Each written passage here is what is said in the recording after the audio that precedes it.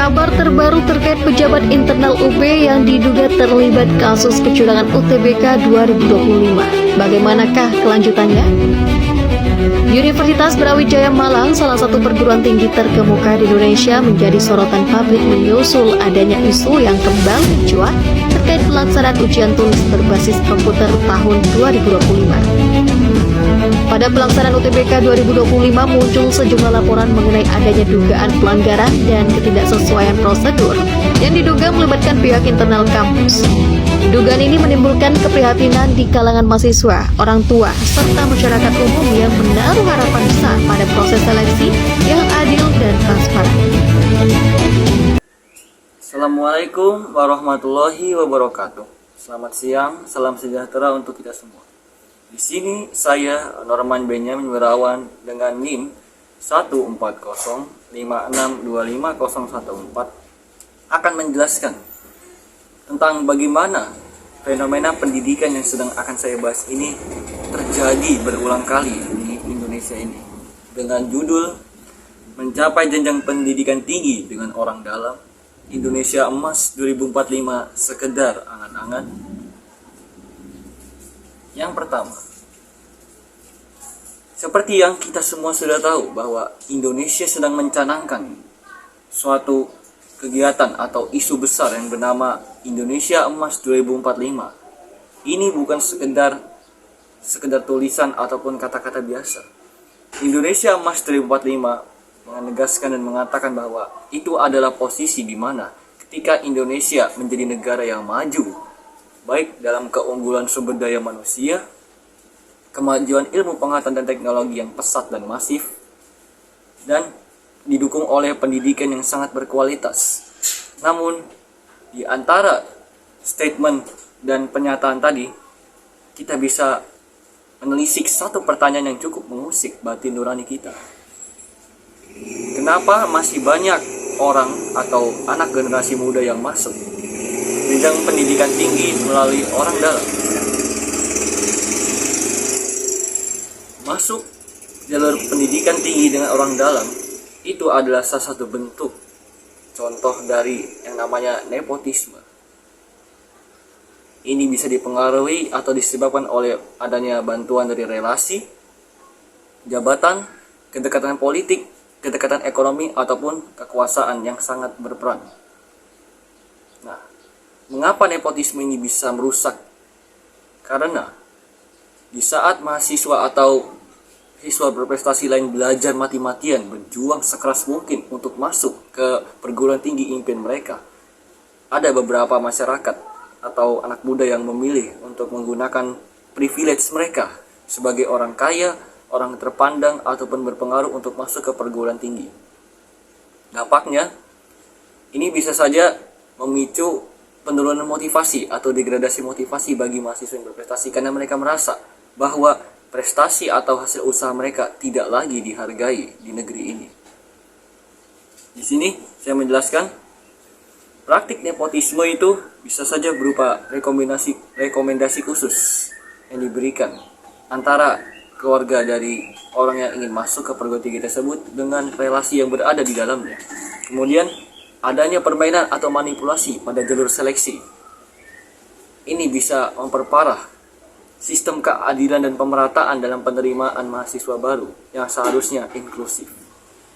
Kemudian, intervensi pihak tertentu. Seperti penjelasan saya sebelumnya bahwa pendidikan tinggi ini harusnya mengedepankan pemerataan dan inklusivitas bagi semua calon mahasiswa yang ingin belajar. Karena pendidikan itu adalah tentang bagaimana kita untuk mewujudkan masa depan yang lebih baik. Terakhir, masih banyaknya budaya titip-menitip yang masih dilakukan oleh masyarakat kita. Ini adalah suatu hal yang sangat miris di mana masyarakat kita atau warga negara kita itu cenderung melakukan atau memilih hal yang instan demi putusan atau keinginan mereka sendiri.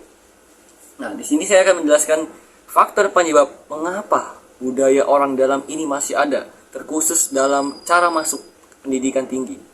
Yang pertama, budaya nepotisme yang masih mengakar kuat. Seperti yang kita tahu bahwa ketimpangan sosial masih terjadi masih terlihat dengan sangat jelas bahwa orang kaya dan orang miskin memiliki jurangnya tersendiri atau sekat pemisah. Nah, budaya nepotisme yang masih kuat ini akan menegaskan bahwa anak-anak orang kaya berpengaruh atau memiliki kekuasaan bisa bertindak sesuka hati mereka atau bebas dalam menentukan masa depan mereka, terkecuali dalam memilih hal-hal lain yang mereka tidak anggap penting. Berikutnya, persaingan masuk perguruan tinggi yang sangat ketat. Ini tentu akan menciptakan jurang yang sangat-sangat dalam. Kenapa? Orang-orang yang memiliki kekuatan atau kuasa yang berpengaruh memilih untuk menggunakan jalur orang dalam untuk masuk ke perguruan tinggi dibanding mereka yang berprestasi, yang berusaha untuk berjuang sekuat mungkin, namun ternyata tidak lolos ataupun hasil yang menunjukkan sebaliknya. Berikutnya, ketimpangan sosial dan ekonomi. Ini adalah salah satu isu yang sangat umum dan tidak perlu diragukan lagi, bahwa salah satu ini menjadi pemicu kenapa pendidikan di Indonesia masih belum bisa merata dan menunjukkan tingkat kualitas yang lebih baik. Kemudian, lemahnya transparansi dan pengawasan. Ini adalah salah satu hal yang sangat menyedihkan, di mana ketika hukum atau keadilan sudah bisa dibeli dengan uang, maka di situ keadilan tidak lagi diperlihatkan atau sudah redup. Yang sangat disayangkan, harusnya pendidikan yang mendukung keadilan dan kesamarataan malah menjadi timpang sebelah dan menguntungkan pihak-pihak yang memiliki kekuatan atau kekuasaan lebih. Dampaknya tentu saja sangat buruk dan parah. Yang pertama, menurunnya kepercayaan terhadap sistem pendidikan. Akhirnya apa? Masyarakat kita lagi-lagi tidak akan percaya pada pendidikan. Mereka percaya bahwa ada proses lain yang lebih cepat dan lebih baik daripada pendidikan. Kemudian, hilangnya motivasi generasi muda. Di sini, yang sangat penting adalah motivasi. Ketika kita ingin belajar dan ingin meraih sesuatu, kita memerlukan motivasi agar terciptanya api bara semangat untuk memperoleh atau membuat sesuatu. Ketika hilangnya motivasi generasi muda, maka generasi muda tidak lagi bersemangat dalam mengejar masa depan mereka. Ini yang akan membuat nanti produktivitas sumber daya manusia semakin menurun. Kemudian, menurunnya kualitas sumber daya manusia. Ini adalah dampak lanjutan dari dampak-dampak sebelumnya. Ketika pendidikan tidak lagi mengutamakan kesamarataan, inklusivitas, dan menjunjung tinggi nilai kebersamaan, maka pendidikan sudah menghilangkan nilai norma atau moral itu sendiri, di mana yang harusnya untuk mensejahterakan, untuk menambah ilmu serta wawasan, malah menjadi ajang untuk meningkatkan ketenaran diri sendiri. Terakhir, memperkuat ketimpangan sosial. Dengan jurang pendidikan atau jurang sosial yang semakin dalam antara si kaya dan miskin, tentu ketimpangan sosial akan semakin sulit untuk dihilangkan karena dampak ini. Sebagai manusia generasi muda Indonesia, kita dituntut untuk berpikir kritis bagaimana kita bisa menciptakan suatu solusi atau upaya untuk menghilangkan semua isu-isu atau fenomena ini.